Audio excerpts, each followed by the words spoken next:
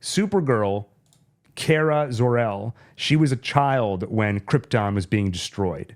So unlike Clark Kent, Kal-El, who never spent a second on Krypton except as an infant, she was actually a child. She was a teenager. So she saw the world falling apart. And in the comic, there's some descriptive details of all the things she saw walking home from school one day as the planet was falling apart. Horrible things, people bleeding out, begging her for help, but she couldn't help. She was just a kid. Thankfully, her father put a dome over their city, Astro City, so they could manipulate the weather, control the weather. Thanks to that dome, they were actually able to survive and literally became a piece of rock floating through space. But they couldn't control it. So this was never a very tenable situation, but at least the town got to live for a time. But suddenly, people started dying, including Supergirl's mother. What the hell's going on? Zor-El looks into it and he figures it out. It's radiation poisoning. Why? The ground beneath them became irradiated by a yellow sun, and there was only one way to stop it. They built a bunch of lead panels over it. Everyone got involved. Supergirl was hammering away, putting lead on the ground. Other people realized, we're all going to be dead before we get this lead on the ground, so they gave up. She kept hammering. They eventually got the lead. They put the shield in place, and then something happened. Asteroids fell and started destroying the floor. So everything went to hell. Radiation was back on, and people just started dropping and dying again.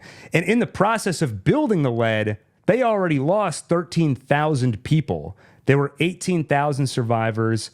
After they built the lead flooring, there were 5,000. The asteroids busted it up, everyone got irradiated, and people started dropping like flies.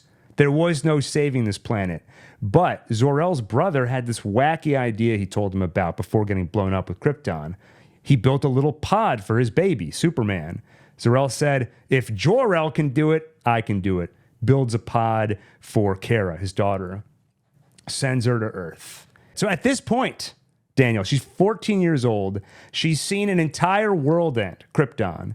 She's seen 70% of a population eradicated. And then she saw the rest of it basically eradicated, except for her.